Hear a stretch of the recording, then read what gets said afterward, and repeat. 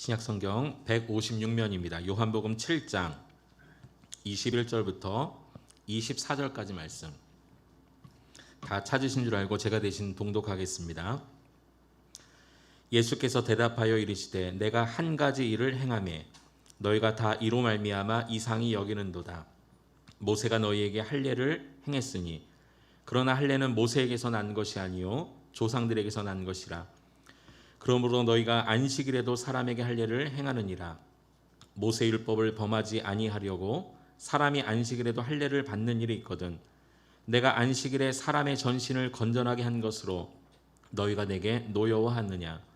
외모로 판단하지 말고 공의롭게 판단하라 하시니라. 아멘. 오늘 그것이 생명 살리는 일인가 라는 제목을 가지고 함께 말씀을 나누고자 합니다. 오늘은 교회력으로 맥주 감사 주일입니다. 이 맥주 감사 주일은 하나님께서 출애굽한 이스라엘 백성들에게 절기를 지킬 것을 명령하시면서 특히 맥주절을 지키라 이렇게 명령하셨는데요. 이것은 이스라엘 백성들이 수고하고 밭에 뿌린 것에 첫 열매를 거두라라고 말씀하신 이 출애굽기 23장 16절 말씀을 근거로 명령하신 절기입니다. 실제로 이스라엘 백성들이 이제 가나안 땅에 들어가서 이제 첫 수확의 열매를 거뒀는데 그 열매가 바로 보리였습니다. 그래서 우리 한글 성경에는 이 보리 맥자를 써서 맥주절, 맥주감사주일 이렇게 말하기도 하죠. 이 영어에 보면 피스트, 하베스트 이렇게 되어 있습니다. 수확의 축제라는 거예요. 무엇인가 열매를 거두고 난 다음에 축제로 하나님 앞에 예배 드리는 날, 이것이 바로 맥주감사주일입니다. 그래서 이 맥주절은 첫 열매가 중요한데요. 이 첫 열매를 주신 하나님께 감사하는 절기인 것이죠. 특히 너무나도 감사한 것은 이 첫 열매가 오늘날 교회라고 말씀드릴 수 있습니다.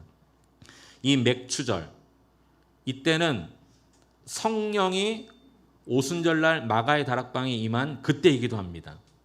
성령이 임하자 열매가 맺혀졌죠. 그것이 무엇입니까? 교회의 탄생입니다. 오늘 이 하나님 앞에 첫 열매로 하나님 앞에 감사드리는 절기인 이 맥주절은 이것은 교회와 깊은 연관이 되어져 있습니다. 성령이 임하여 교회가 탄생된, 다시 말해서 오늘날 교회는 하나님 앞에 드려진 첫 열매이고 이 세상을 구원하시기 위한 예수 그리스도의 십자가의 첫 열매이기도 한 것입니다. 그래서 더욱더 우리가 감사하는 마음으로 하나님 앞에 나가는 그런 주일 아침이 되었으면 좋겠습니다. 오늘 특히 맥주 감사 주일인과 동시에 우리 교회가 이제 시작되고 나서 그래도 몇 년간은 1년에 2번 정도는 교회 비전을 함께 나눠야 되겠다라는 마음이 있어서 우리 교회의 생일인 1월 첫째 주일 그리고 절반이 지난 이 7월 첫째 주일 이렇게 1년에 2번은 교회 비전을 함께 나누고자 마음을 정했는데요. 오늘 감사하게도 성령이 임하자 첫 열매로 드러난 교회의 탄생이 바로 오늘 이 맥주 감사 주일이고 오늘 이날에 또 교회 비전을 함께 다시 한번 생각해 볼 수 있게 되어서 더욱더 뜻깊은 그런 주일이 되는 것 같습니다. 여러분, 우리 교회의 비전이 무엇입니까? 네, 혹시도 다 알고 계시는데 혹시도 깜빡 잊으셨을까 봐 화면을 좀 준비했습니다. 우리 화면을 보고 함께 우리 교회 비전을 힘있게 한번 외조님처럼 고치고 가르치고 전파하는 생명 공동체로 사는 것입니다. 이 비전의 핵심 포인트가 생명 공동체에 있습니다. 생명 공동체. 우리가 살아있는 공동체가 되자는 것이죠. 또 다른 이들을 살려내는 공동체가 되자는 것입니다. 이 비전을 이루기 위해서 3가지 실천 사항이 있습니다. 우리 같이 다시 한번 외쳐볼까요? 시작. 하나님 사랑, 서로 사랑, 이웃 사랑입니다. 네, 하나님을 뜨겁게 사랑함으로 인해서 하나님과의 관계가 다시 회복되어 죽었던 우리의 영적 심장이 살아나는 것입니다. 그래서 우리의 영적 심장이 살아나서 이 뛰는 심장으로 성도가 서로 사랑해서 우리 공동체가 또 살고 또 이 사랑을 이웃에게 흘려보내서 이웃도 살려내는 교회, 이것이 바로 우리 교회의 비전입니다. 이 비전의 키워드가 생명 공동체입니다. 그런데 내가 살고 성도가 살고 이웃을 살려내려면 조건이 하나 있습니다. 그것이 바로 좋은 땅이 되는 것입니다. 마가복음, 마태복음, 누가복음 이 공강복음에 보면 씨 뿌리는 비유가 나오는데요. 이 씨가 돌밭이나 길밭이나 가시밭이 아닌 좋은 땅에 떨어졌을 때 30배, 60배, 100배 결실을 맺은 것처럼 우리도 먼저 하나님의 말씀의 씨앗이 우리 안에 잘 심겨지고 뿌려질 수 있도록 우리의 삶과 우리의 모습이 좋은 땅이 되어야 하고요. 우리가 좋은 땅이 되었을 때 다음 세대와 한국교회와 이 지역과 열방을 또 살려낼 수 있는 그 좋은 땅의 역할을 할 수가 있는 것입니다. 오늘 저 여러분들이 이 우리 교회의 생명 공동체의 꿈을 다시 한번 마음속에 새기는 그런 주일 아침 될 수 있기를 간절히 축원해 드립니다. 그래서 우리 교회 어린 아이부터 우리 어르신들에 이르기까지 모두가 하나님의 말씀을 읽고 공부하고 배우는 일에 전심전력을 다해야 됩니다. 지금은 코로나 상황이기 때문에 우리가 함께 모여서 할 수 있는 것이 많이 없습니다. 그렇기 때문에 지금은 우리가 기도로 준비하고요. 하나님이 기회를 열어주신다면 우리 교회 모든 성도들은요, 하나님의 말씀이 잘 내 삶에 뿌리 내릴 수 있는 그 일에 마음을 쏟아야 될 것입니다. 그래야 좋은 땅이 될 수 있고, 그래야 내가 살고 성도가 살고 이웃을 살려낼 수 있는 것입니다. 그런데 모델이 중요합니다. 모델이 필요합니다. 그 모델은 바로 우리 예수님이십니다. 그래서 우리 교회 비전의 문구 가운데 예수님처럼 이 말이 가장 먼저 들어가는 것이죠.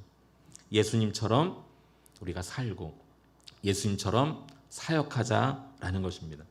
감사하게도 오늘 본문에 보면 우리 예수님께서는 우리의 영원한 죄와 사망 가운데 우리를 구원하여 살리시기 위해 이 땅에 오신 분임을 오늘 본문이 설명해 주고 있습니다.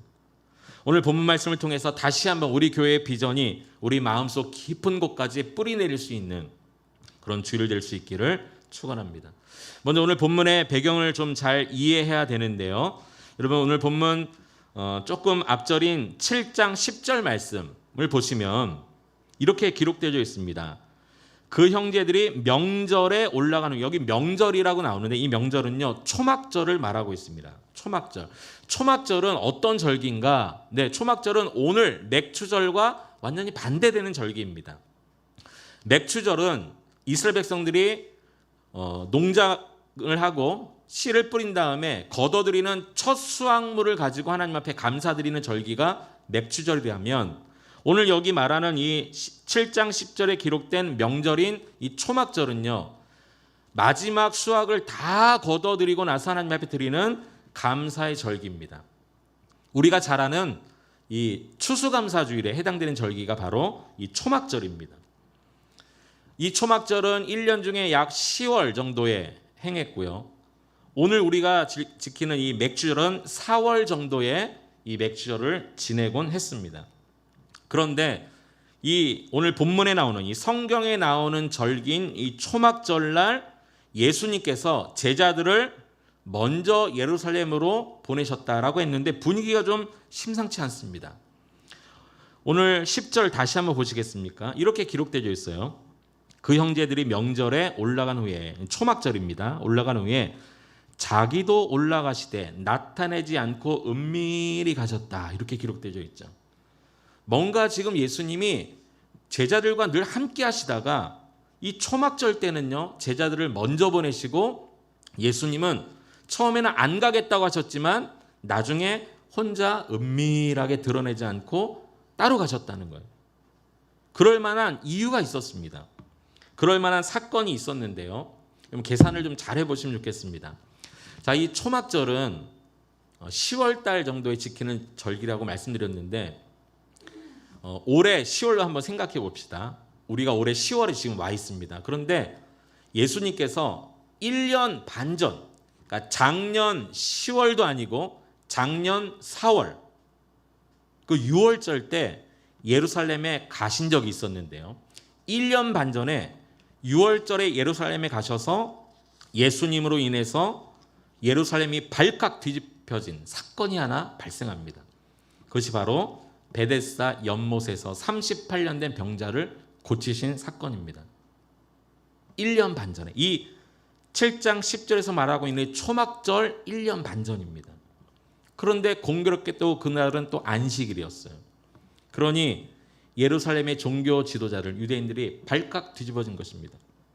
많은 종교 지도자들이 예수님을 신성 모독죄로 잡으려고 했습니다.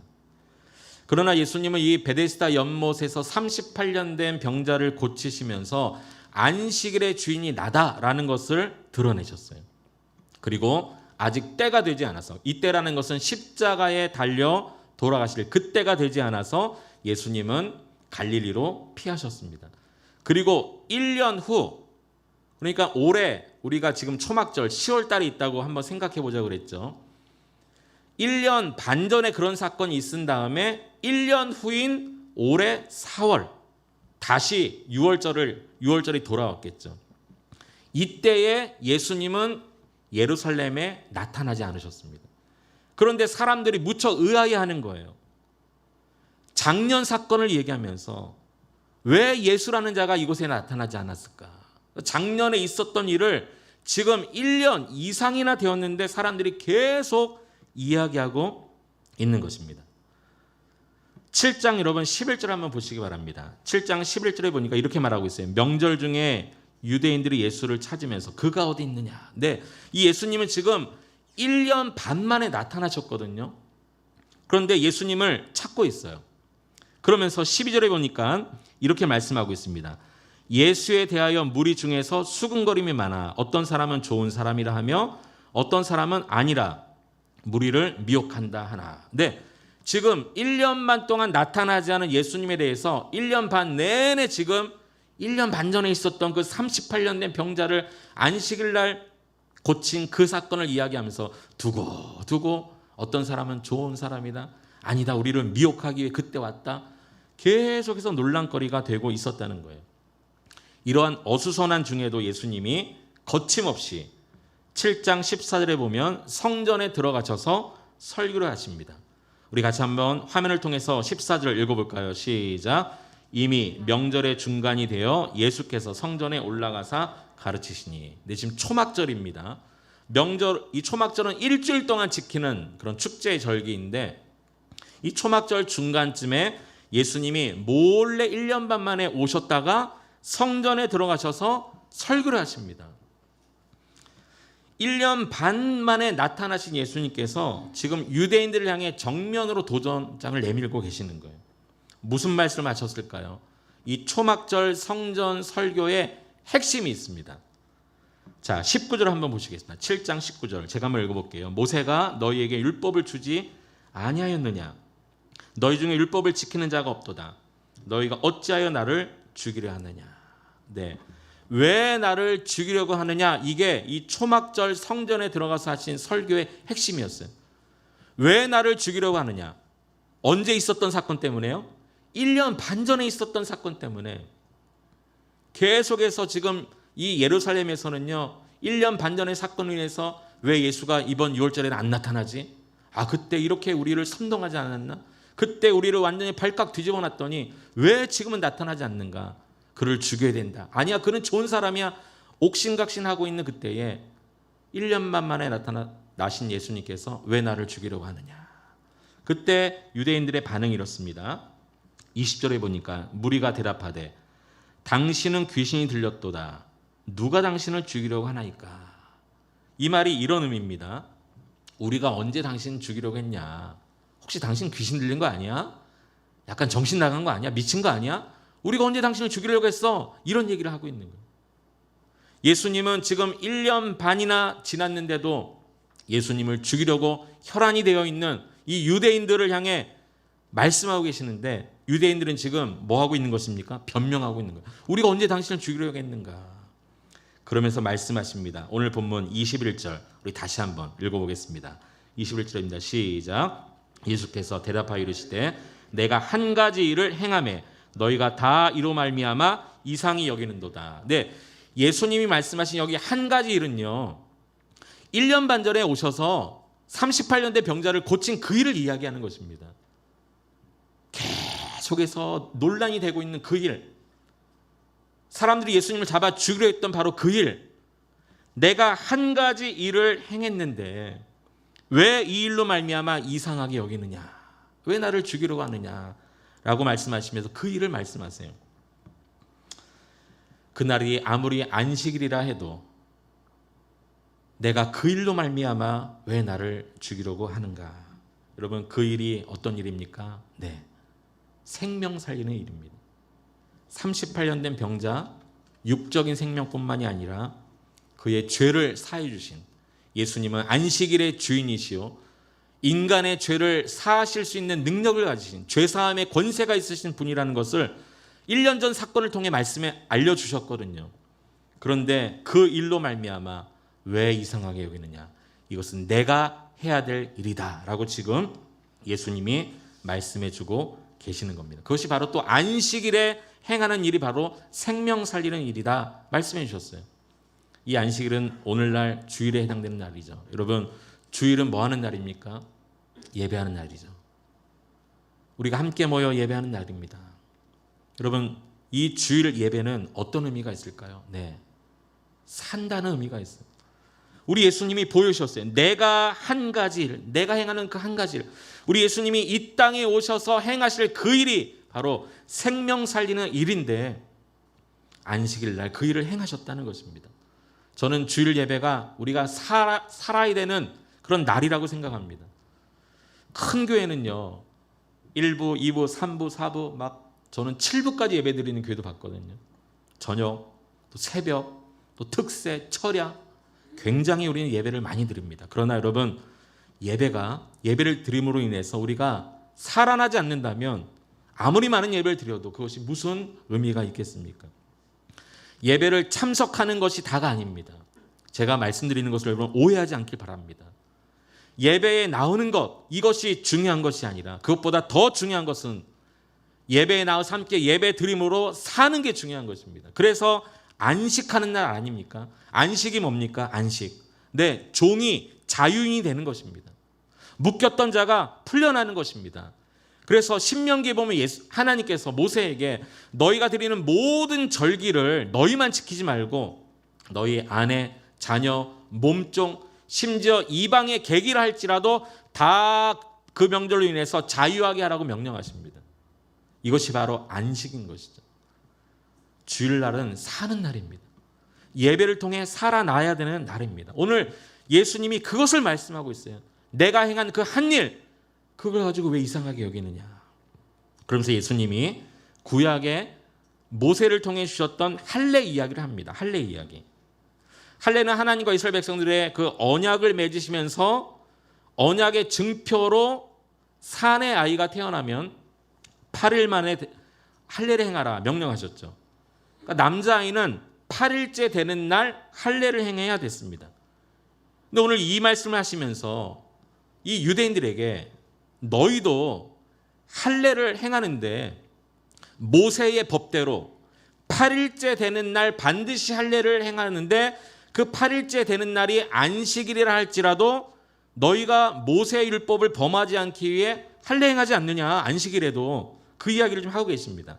자, 오늘 본문 22절을 보실까요? 22절에 보니까 모세가 너희에게 할례를 행했으니 그러나 할례는 모세에게서 난 것이 아니요 조상들에게서 난 것이라. 그러므로 너희가 안식일에도 사람에게 할례를 행하느니라. 8일째 되는 날이 안식일이 딱 걸렸다 할지라도 율법 어기지 않으려고 안식일날 할례 행하지 않느냐. 그러면서 23절에 이렇게 말씀하세요. 모세율법을 범하지 아니하려고 사람이 안식일에도 할례를 받는 일이 있거든 내가 안식일에 사람의 전신을 건전하게 한 것으로 너희가 내게 노여워하느냐. 1년 반 전에 38년 된 병자를 고치신 그 사건을 말하면서 너희도 안식일날 할례를 행하는데 심지어 나는 사람의 전신을 건전하게 하는 그 일로 말미암아 왜 나를 죽이려고 하느냐. 우리 주님 그렇게 말씀하고 계시는 겁니다. 그래서 우리 주님 말씀하셨죠. 예수님이 하신 일이 뭐라고요? 한번 따라 보시겠습니다. 사람의 전신을 건전하게 하는 것. 이것은 바로 사람의 생명을 살리는 것이다 라고 말씀해 주시는 것입니다. 안식일의 주인 되신 예수님께서 이 땅에 오셔서 말씀하셨어요. 내가 하는 한 일, 그것은 바로 사람의 전신을 건전케 하는 것이다. 우리를 살려주시는 것, 우리의 육적 생명, 우리의 영적 생명, 영원한 죄와 사망에서 우리를 살려주시는, 영원한 생명을 주시는 그 일이다라고 말씀해 주신 것입니다. 이것이 바로 우리 교회가 꿈꾸는 비전입니다. 생명 공동체입니다. 말씀으로 내가 먼저 살고 성도가 살아나고 이웃을 살려내는 그런 교회 되는 것. 누구처럼요? 예수님처럼. 우리 예수님이 이 땅에 오셔서 그 일을 하셨다는 거예요. 그러면서 예수님께서 유대 종교 지도자들의 그 치부를 찌르는 말씀을 마지막으로 남기십니다. 우리 오늘 본문 24절 말씀 같이 한번 읽어봅니다. 시작. 외모로 판단하지 말고 공의롭게 판단하라. 아멘. 외모로 판단하지 말라. 이 말은요, 그 율법의 틀 하나에만 갇혀서 안식일을 지키지 말라라는 의미입니다. 그 유대인들은 자기 그 할례 때문이라도 안식일의 그 율법에 걸리면서도, 자기들이 말하는 것도 걸리면서도 모세의 율법의 틀에서 벗어나지 않기 위해 안식일에도 그날이 8일째라면 아이를 데려다가 할례를 행했는데요. 그런데 그 잣대를 예수님에게 들이대면서는 예수님을 죽이려고 하는 거예요. 완전히 오늘 말로 내로남불 아닙니까? 내가 하면 로맨스요, 남이 하면 불륜이다. 지금 딱 그 꼴을 예수님께서 말씀하시면서 외모로 판단하지 말고, 다시 말해서 형식적인 신앙생활 하지 말라라고 말하는 것입니다. 안식일을 지키는 것조차도 형식의 틀에 갇혀서 하지 말라라는 것이죠. 우리도 지금 이 시대에 그렇게 생각하시는 분들이 혹 있을지 모르겠습니다. 어떻게 주일날 이 일을 할 수 있는가? 사실 예전에 저도 그렇게 신앙교육을 받았거든요. 어릴 때는요, 주일날 매식을 할 수가 없었습니다. 여러분 다 그렇게 우리 신앙생활 하지 않았나요? 토요일날 미리 먹을 거 다 사다 놓고 그것만 먹어야 했습니다. 주일날 어디 놀러 간다, 오락을 한다 생각할 수가 없었어요. 물론 그것이 우리의 신앙을 지켜냈습니다. 그렇게 신앙교육을 받았기 때문에 저도 이 자리에 있었고 그것이 너무나도 감사합니다. 그러나 한번 생각을 해봅시다. 오늘날 우리는 어떻게 삽니까? 주일 여러분 어떻게 행하시나요? 네, 주일날 우리는 식사할 수 있습니다. 그런데 그 이유가 중요합니다. 주일날 무조건 외식을 하라는 말씀이 아닙니다. 사람의 생명이 꺼져가는 일이라면 여러분 돈을 줘서라도 음식을 사서 먹여야 한다는 의미인 것이죠. 예를 들어 우리 지난주까지는 계속해서 우리가 10시 반, 12시 반, 또 2시 반 예배가 있었습니다. 계속 예배가 있기 때문에 저와 같이 이렇게 교회에서 또 사역하는 교육자들이나 우리 예배팀들, 또 방송 음향하시는 우리 집사님, 우리가 정말 배고픈데 이것 때문에 우리가 지치고 힘든데 주일이기 때문에 무조건 참아야 돼. 그러면서 하루 종일 예배를 인도하거나 봉사할 수는 없는 일이죠. 그럴 때는 우리가 먹어야 되지 않습니까? 그렇다면 밖에 나가서 식사할 수도 있다는 얘기예요. 무조건 그렇게 하라는 얘기가 아니라 생명과 관련된 일이라면 할 수 있다는 것입니다. 어떤 분은 주일날은 반드시 본교에서만 예배를 해야 돼. 무슨 말이야? 죽어도 본교에서 예배를 드려야지. 이렇게 예전에는 다 물론 신앙생활을 했습니다. 저도 그렇게 신앙생활 교육을 받았고요. 그러나 한번 생각해 봅시다. 우리가 함께 모여서 예배하는 거, 네, 너무 중요하고 당연한 일입니다. 그러나 혹시라도 내가 아는 어느 교회가 생명이 다 꺼져가는 교회가 있다. 기도의 불이 꺼지고 말씀의 불이 꺼지고 열정의 불이 꺼지는 교회가 있다면 3, 4, 5 모여서 그 교회 가서 그 불을 붙이고 오는 예배, 여러분 그 예배는 하나님이 받지 않으시는 예배일까요? 저는 그렇게 생각하지 않습니다. 바로 이러한 의미입니다. 그래서 우리 교회는요, 모든 부서, 모든 순, 모든 성도의 모임, 어떤 사역의 기준이 있다면 그것은 오늘 말씀의 제목과 같이 그것이 생명 살리는 일인가? 이것이 우리의 기준이 되어야 합니다. 우리의 전통이나 어떤 우리의 신앙이나 신학이나 경험, 형식, 이것이 우리의 기준이 아니라 우리의 모든 생각, 결정, 사역, 모임, 모든 것의 기준은 오늘 말씀의 제목과 같아야 합니다. 그것이 생명 살리는 일인가. 우리 같이 한번 화면을 보고 한번 이 제목을 한번 크게 한번 외쳐보겠습니다. 시작. 그것이 생명 살리는 일인가. 네, 다시 한번요. 오늘 그 화면에 있는데요. 네, 다시 한번 우리 읽어보겠습니다. 시작. 그것이 생명 살리는 일인가. 아멘. 그것이 생명 살리는 일인가. 혹시 두 일 가운데 이것을 해야 되나 저것을 해야 되나, 혹시 교회 안에서도 뭘 해야 되지, 뭘 선택해야 되지, 여러분 고민이 된다면 오늘 이 제목을 생각하십시오. 그래서 더 많은 생명을 살리는 일을 선택하시기 바랍니다. 이것이 우리 교회의 비전입니다. 그러나 아무리 좋은 계획이라 할지라도 사람의 생명을 죽이는 것이라면 그것을 하지 말아야 될 것입니다. 말씀을 정리합니다. 우리 교회 비전은 예수님처럼 고치고 가르치고 전파하는 생명 공동체로 사는 것입니다. 이 비전의 키워드는 생명 공동체에 있습니다. 내가 살고 우리 성도가 살아나고 이웃을 살려내는 교회 되는 것입니다. 그러기 위해서는 하나님의, 우리를 살리는 하나님의 말씀이 내 안에부터 잘 뿌리 내리도록 우리가 좋은 땅이 되어야 하는 것이죠. 우리 예수님이 그렇게 사셨고 그렇게 사역하셨습니다. 오늘 본문에도 예수님은 분명히 말씀하셨습니다. 내가 한 일, 그것은 사람의 전신을 건전하게 하는 것이다. 우리의 육과 영을 살리는 일이라 라고 말씀해 주셨습니다. 이 비전을 다시 한번 우리 모든 성도가 가슴에 품었으면 좋겠습니다. 우리에게 가장 중요한 것이 생명 아닙니까? 생명 살리는 일, 우리 모두 함께 마음을 모았으면 좋겠습니다. 그래서 하나님 나라를 확장하고 하나님의 영광이 드러나는 그런 교회 될 수 있기를 간절히 축원해 드립니다. 그것이 생명 살리는 일인가. 우리 교회 모든 사역에 적용하며 예수님처럼 생명을 살리는 그런 교회 될 수 있기를 축복합니다. 함께